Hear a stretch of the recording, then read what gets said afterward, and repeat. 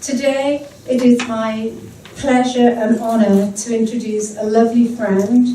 She's one of the first people I met when I came to Monaco, and last year we bumped into each other at the In Your Element Festival, and we were both choosing the same books and the same things when we were doing little exercises. And more recently we were at the Monaco Yacht Club watching Mike Horn, who is an incredible explorer, and learning about his fates.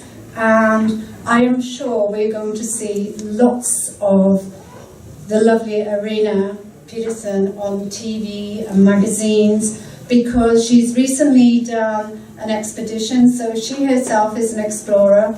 She's come to Monaco several years ago, and as a young student she got her MBA, and she was working in finance and headhunted by top companies like Merrill Lynch, worked her way up, and now it's her mission to give back to the environment and to humanity. So she is passionate about the state of the water and goes on these exhibitions. She's soon to be on another exhibition, and she wants us all to stay healthy. So together with a doctor and scientist in New York, she started Broths by Design to keep us all super fit. And as most of you know, I'm vegan, so she's even got a vegan option, so I'm very, very happy about that. And she's today in Monaco Matin. So without further ado, because she can explain about her wonderful escapades better than I can, please put your hands together for Irina Maria Peterson.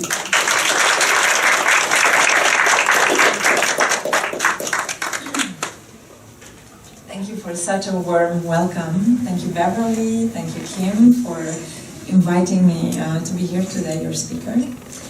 I was happy to recognize some very good old friends here coming for the lunch, some acquaintances that I haven't seen in years, and after today I hope many more new friends. When Beverly contacted me about being your speaker today, she briefly described what the Be Here Now ladies' lunch is about.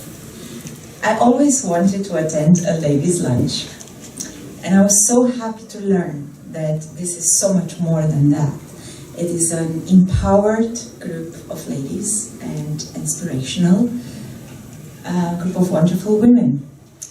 Speaking of power, there is a book I love, The Seat of the Soul, written by Vladimir Zhukov, where he captures well the definition of authentic power. Authentic power is the kind of power that nobody and nothing can take away from you, no matter what the circumstances. It is not your looks, your fame, your title, your money, or your square footage. Authentic power is when your personality comes to serve the energy of the soul.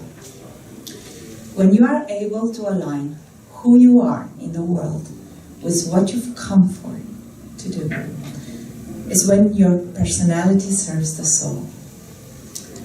After having spent 20 years building a great career in wealth management in Monaco, starting with being a trader with Merrill Lynch in my 20s, then moving up to an associated position with the most prestigious independent wealth management company here in the Principality, and then a shareholder, a senior executive in an international family office. In 2017, I reached a moment of self-questioning. I wasn't happy anymore. I didn't feel that I'm answering of my soul calling.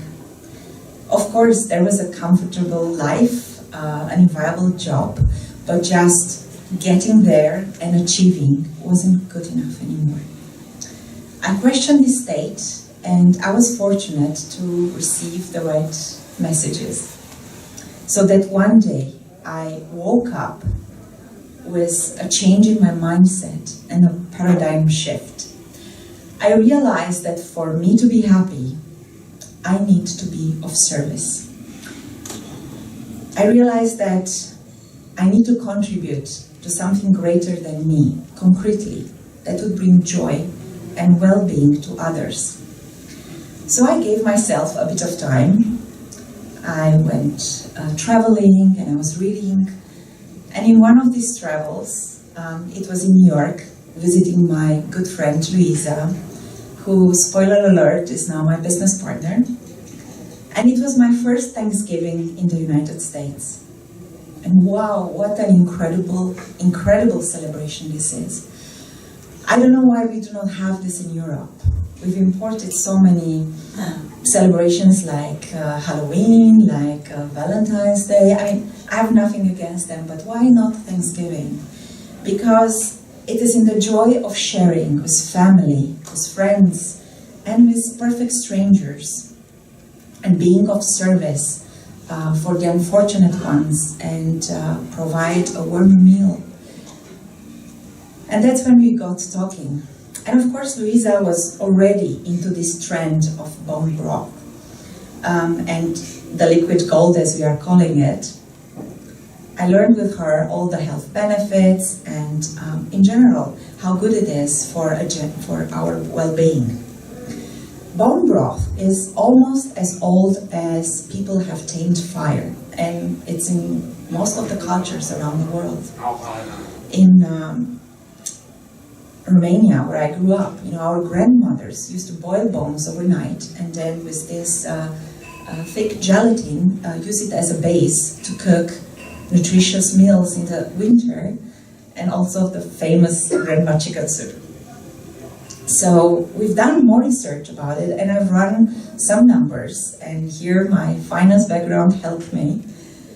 And we saw this incredible potential. And that's how bone broth by design was born. In the span of a year, we set up a company, created our own formulations, found the best manufacturing, purchased the packaging machinery, created a brand, the logo. We have trademarked them all, and all with an enthusiasm that I've never felt before. And in early December 2018, our babies were born. I remember vividly being at the factory and receiving on the automatic line our first sachets of bone broth. We've started immediately selling them in the weight loss clinics of Luisa. She's a cardiologist by profession, but moved into nutrition several years ago when she opened one weight loss clinic in New York. Now she owns 5. In addition to that, we got approved for sale to Amazon very quickly. And in record time, our grandma chicken soup bone broth became a hit. To the point that we were running out of the products, and we had to quickly find solutions to bring a new production in line. In our first year, we had 6 rounds of production, a record, something that we didn't expect to happen so quickly. We've added since a vegan broth, as Beverly suggested. It's based on organic pea protein, which is the rock star of plant-based proteins. Last year, we've welcomed our first outside investors to get us to the next level, and our hands-on advisory board includes the former CEO of Nestlé Nutrition North America, the former Vice President of Marketing for Elizabeth Arden, and a well-known well-being writer and shaman. Our slogan, Taste Matters, is backed by the 5-star reviews from our customers. Of course, this year, COVID has changed a lot our strategy, pushing us in a direction that actually may turn out to be better for the business in the long term. We worked hard, really hard, to realign our company to be more online oriented, and the results are starting to show already.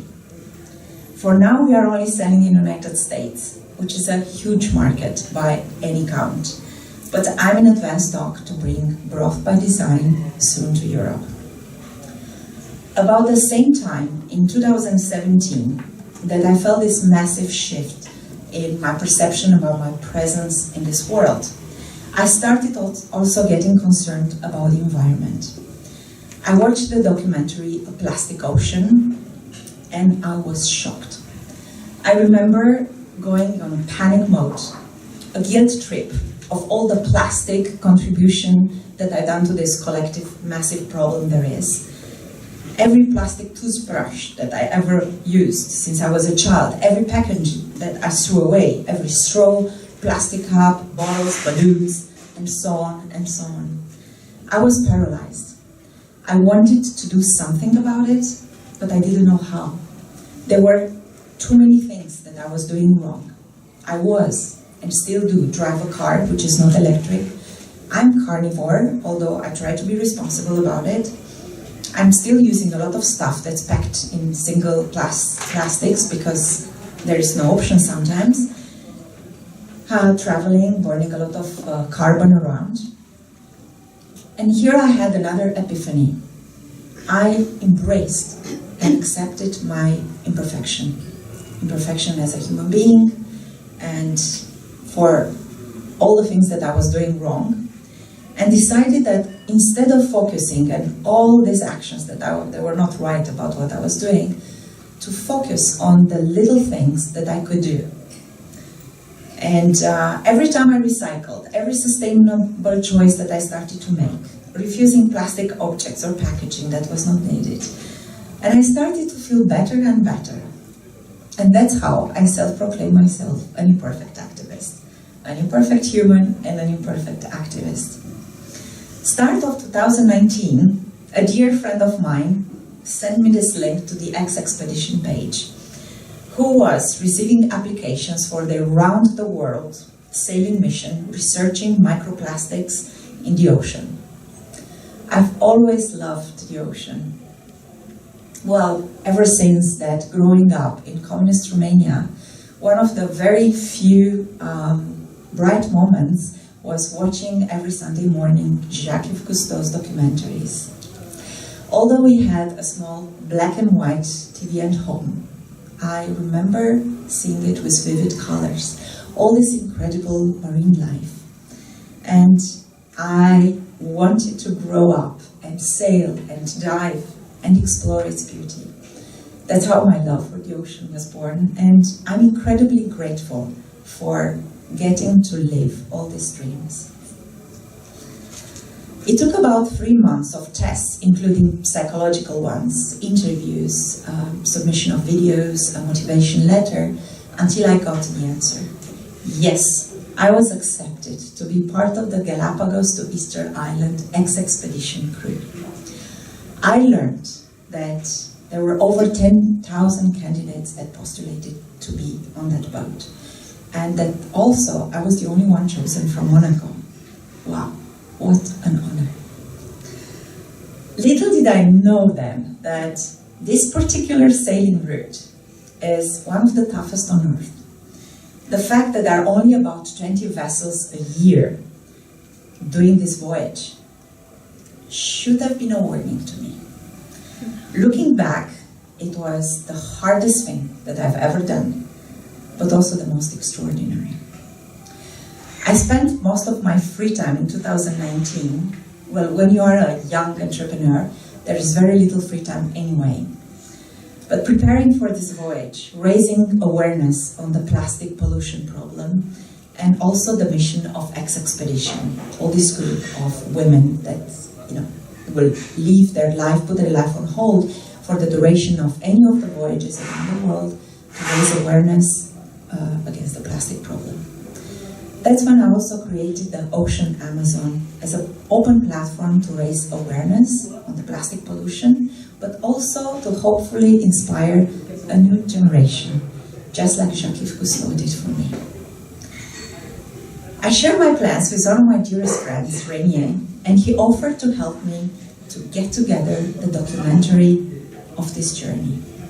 He owns in South Africa a reputable film production company, Silver Lining Pictures, specialized in video commercials. He recommended a very talented film director, Benita Vlok, to accompany us into Galapagos and Easter Island. And the most exciting thing, he spoke with Didier Marot, who is one of the most awarded underwater cinematographers who used to be part of Cousteau's team for over 22 years. He won Emmy Awards, BAFTA Awards for his work on the water. He worked with Sir David Attenborough and Jacques Perrin. His latest award was with Les Océans, the Oceans, made by Jacques Perrin, for all the underwater footage. And Didier loved my project, so he said yes. I mean, what else one could wish for? I also contacted the Prince Albert Foundation in Monaco and shared my plans. The response was amazing. Not only they offered to support my campaign and communication, but also became the first sponsor of the documentary. My departure from Monaco arrived on 020/2020. I thought that this day, the 2nd of February, would be so emblematic to embark on the 5-week journey. I felt strongly that my life will change and will never be the same when I go back. Well, as we all know, in March, life pretty much changed for most of us. After 10 days of discovering Galapagos, proud to have volunteered with Charles Darwin Foundation in the projects that they were developed jointly with Prince Albert's Foundation, monitoring the sea turtles, diving in some incredible spots, seeing the most vividly colored colony of flamingos in Isabella Island, but also visiting the recycling facilities in Santa Cruz and doing some beach cleanups with local community. Finally, the day has arrived. Meeting the other 13 women at a boat and getting ready for our voyage. I must say, I was dreading a bit the idea of being for such a long time in a small, confined space on the boat in the middle of the ocean with all these women from all over the world that I've never met in my life. But you know what? This turned out to be one of the best things about the journey. I have now sisters in Chile, in Costa Rica, in Ireland, in Australia, Key West, and UK. We are bound for life after the adventures, the hard survival times we had on the boat. When I first saw my allocated bunk on the boat, I sighed. And my comment was, a coffin is bigger than this. The space was tiny, and we were one on top of another, basically 40 centimeters between me and the next bunk. And if you'd sneeze or, I don't know, react too quickly, you would just hit.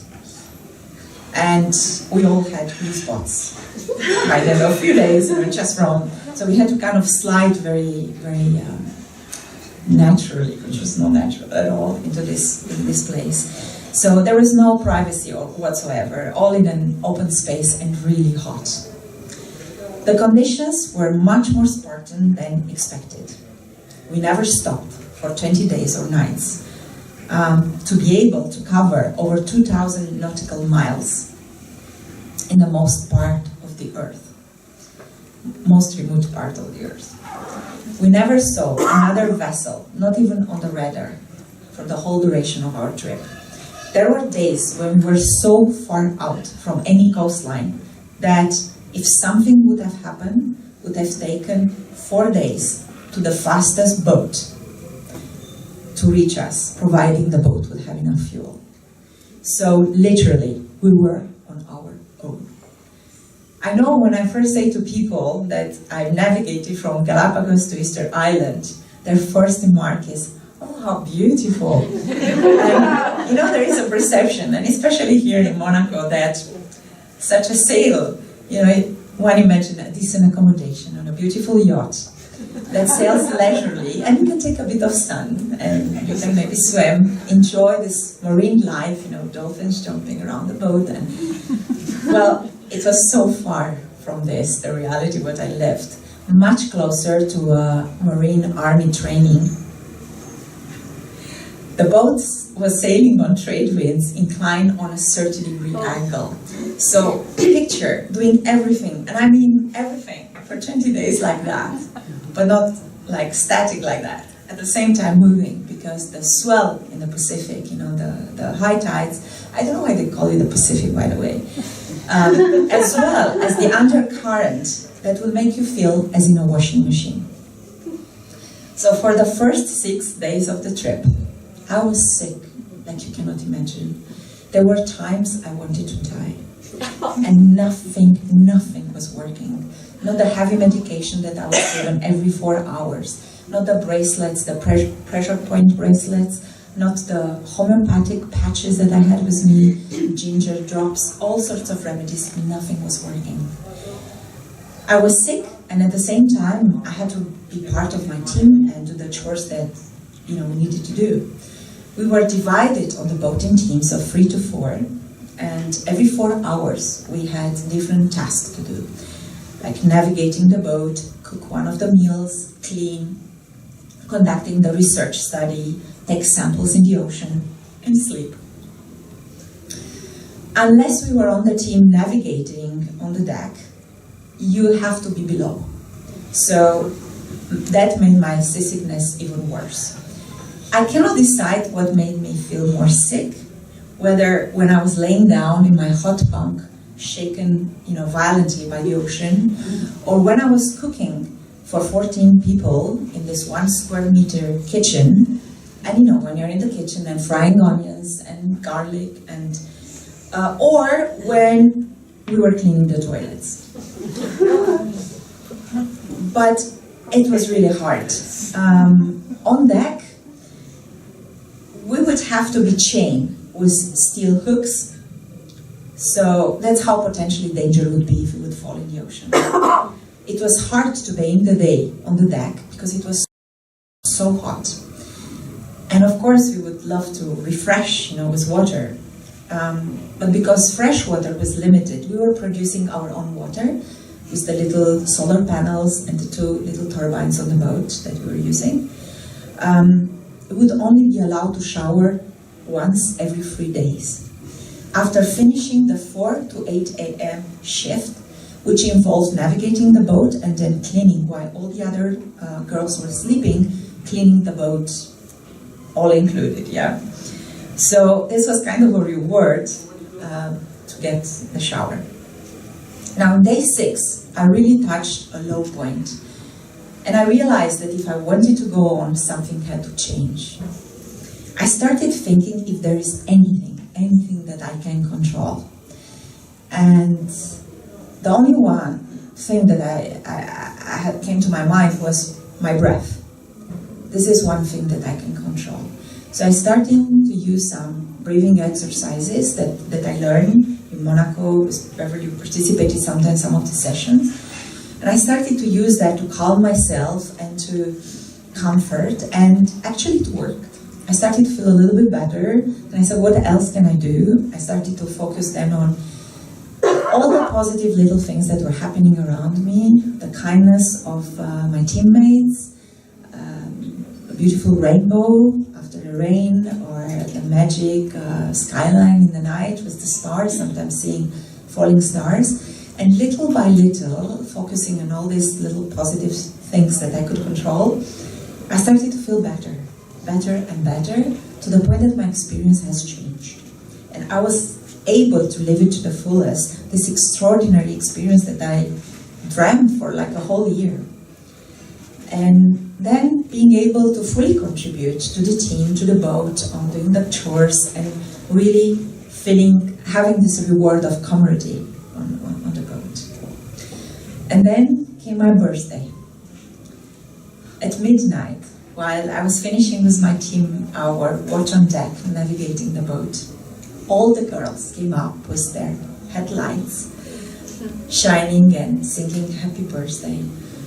It was one of the most amazing birthdays, not only because of the extraordinary place that I was there in the middle of the ocean, but by all these little gestures and kindness and gifts and messages that I found throughout the day, either a post-it stick into my bunk bed or a little doll improvised under my pillow, little messages in the kitchen, on my sailing gear, We even had cinnamon buns being made, and don't ask me how that was ever possible and from what, but we had cinnamon buns, in fact, on the boat on my birthday. It was really special.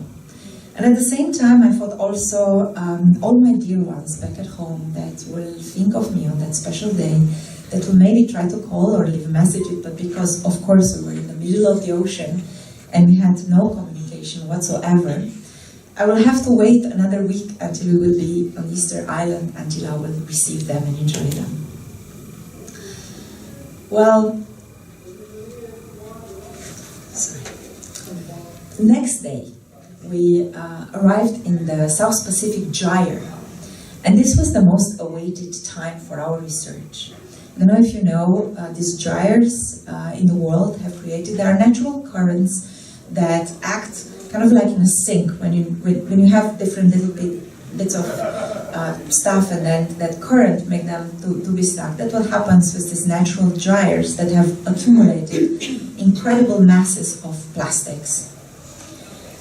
And I remember the day the ocean was so beautiful, like a mirror reflecting the blue of the sky. And although on the surface it looked so clear and clean, the samples that we collected that day showed a different reality. We had an exponential higher load of microplastics. It was embedded in the microplankton, in the living part that you know, it is the basis of the whole food chain in the ocean. So the sobering reality sank in, because we realized that the problem is so much bigger.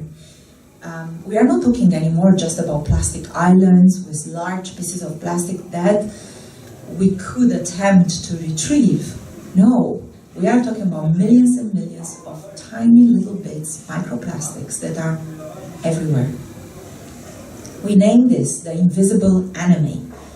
Little did we know then, on our little boat in the middle of the Pacific, that another invisible enemy, the coronavirus, was rapidly taking over the world. It would take us another week to get to Easter Island, but not before being tested by the ocean by one of the strongest storms that hit the island in decades. It was our graduation night when we sailed through 5 different storm formations, each trying to claim our boat. We were soaked by the heavy rain and wind. Our tiny boat was hit by these huge waves, and I was scared. Scared like I've probably never been in my life, and also not during that journey. But then again I thought, no, we are so close now to land, we've got to get there. And we did.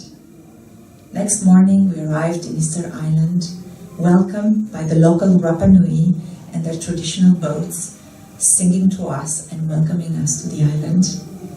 Setting foot on land was so special. I realized that no matter how much we push boundaries to conquer the ocean, to dive, to go into space, we belong to the land. And that calling of the land was so profound when I touched the island.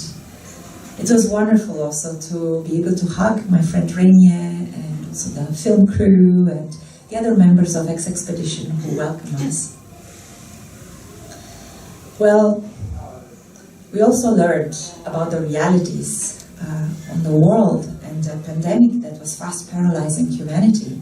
Up to then, we were completely isolated about what was happening. As I left in early February, there was something happening in China with the virus, and that was it. And suddenly we realized the whole proportion to which this pandemic was paralyzing fast the humanity. I managed to get back to Monaco 2 days before the confinement started. It all happened almost miraculously. And I had an incredible timing to get this whole world exploration done, just as I dreamt about it, and with the most amazing results. I truly hope that I will get to raise soon the money needed to finish the documentary, so everyone can see what an extraordinary journey this was. not just the navigation from Galapagos to Easter Island, but my journey of becoming this imperfect activist, all under the inspiration of Jacques Cousteau, was such a visionary already decades ago. There were many times on the boat when I felt his presence and even smiling from above. If anything, when you leave here today, I would like if you can reflect on how you can use your unique gifts, which have been given to you, to serve that which is greater than yourself. The true reward is in the lives that you are able to impact, and your legacy will live beyond the doing. That's where I see it's a true reward. And I truly hope that many of you will join me in becoming imperfect activists, because I truly believe that what the world needs right now is not a handful of perfect people with perfect solutions for the world or for the environment. I firmly trust that 7.5 billion imperfect humans like me and you, if each day we do one action and we put one step forward in doing something kind to humanity and to the environment, I think we will solve these problems. So, thank you very much. Thank you for being here.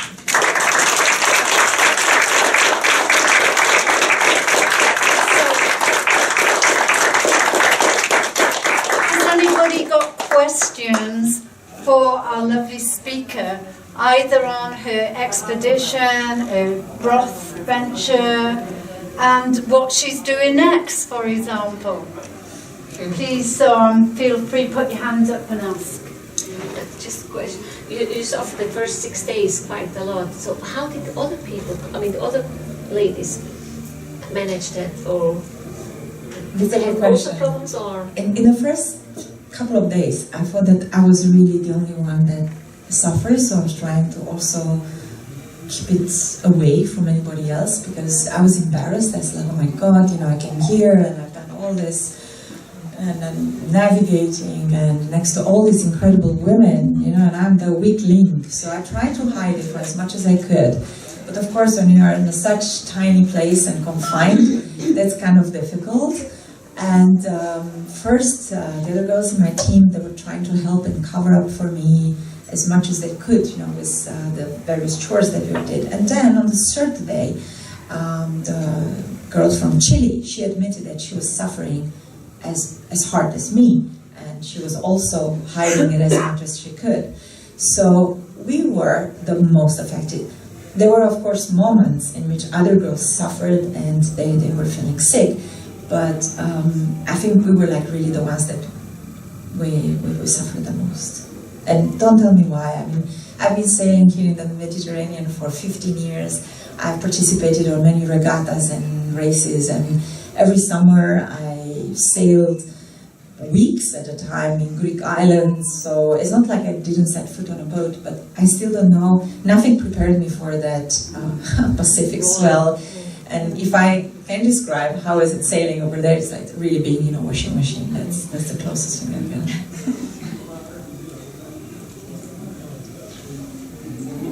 Is there film or footage of your adventure that we can see?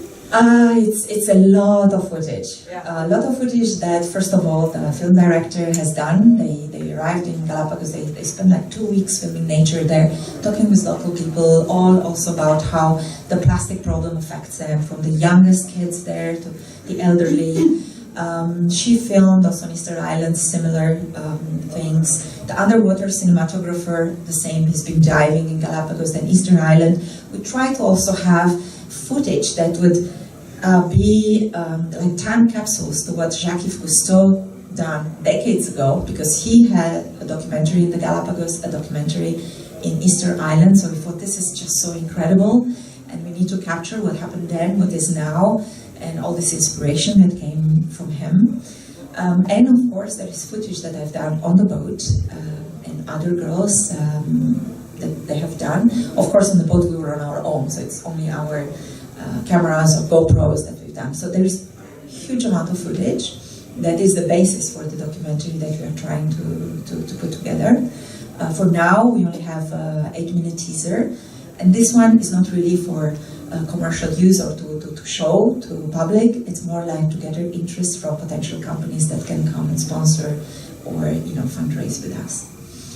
So hopefully soon, we will have, the idea is to have a 90-minute full-length documentary that we can show around for educational purposes, but also maybe participate in film competitions that are specific for nature, and well, why not? Sky is the limit. Who knows? Maybe one day we'll see it on Netflix or Amazon. The idea behind it is to be able to touch as many people as possible and show that how ordinary people can do extraordinary things. Do you think you could share it with the Be Here Now book? Because there may be some lovely sponsors in the room as well, especially the people who are here today. Thank you. Yeah, well, I didn't thought, but I could definitely, of course, in a certain confidentiality, because I repeat, this is not yet neither ready. I mean, there in this teaser, there are also clips from documentaries of Jacques Cousteau, which part of our fundraising will go into paying for the rights to the Cousteau Foundation. And so that's why, if it stays just in our close circle, I'll be happy to send the teaser as well as the film treatment, which is a condensed presentation of what the film director is trying to achieve. And welcome to any suggestions or your generosity. Thank you. I'm really curious, now that you came back to real life, or something close to real life, how you feel this experience, this extreme experience and the experience close with the women, if it changes now, how you interact with people or how you feel psychologically? It's a very interesting question, and thank you for putting that, because my life has been an incredible contrast from imagine being really confined with these women in the middle of the Pacific in a tiny spot, 14 of us. Really, there was absolutely no intimacy at all. To then being confined in a place where I'm not, like we were all confined at home for months, and not to see anyone, not to talk except Zoom and very brief walks with my doggy and just bumping into other people. So it was an extreme from having no privacy at all to that confinement and isolation. First of all, I found it like a blessing because I finally had a bit of privacy. I had my bed to sleep. It took me about 3 weeks until I was able to sleep throughout the night because this 4-hour schedule we had on the boat, it completely ruined my sleeping patterns. Being able also to eat fairly normal, because on the boat also, what I didn't mention, we had vegan food only. Not sure still why, because after a few days we discovered none of the girls on the boat was vegan. But it was in the spirit of the Exexpedition mission. They wanted to see like the impact, and so it was basically noodles, rice, chickpeas, lentils, all vegan. So it was a blessing to start with. But to answer in a bigger context your question, I think my personal experience that as human need interaction, and is in our gathering, our ability to cheer for each other, but also put our arms around and hug a dear one when there is a problem. I think that's what it's about, our humanity. And I miss that. And I'm really happy that events like this, of course, conducted properly, can still take place. And I hope we can not return to a normal, because there were a lot of wrong things that were happening in our world before, but to a way in which our humanity can again be celebrated in an open way.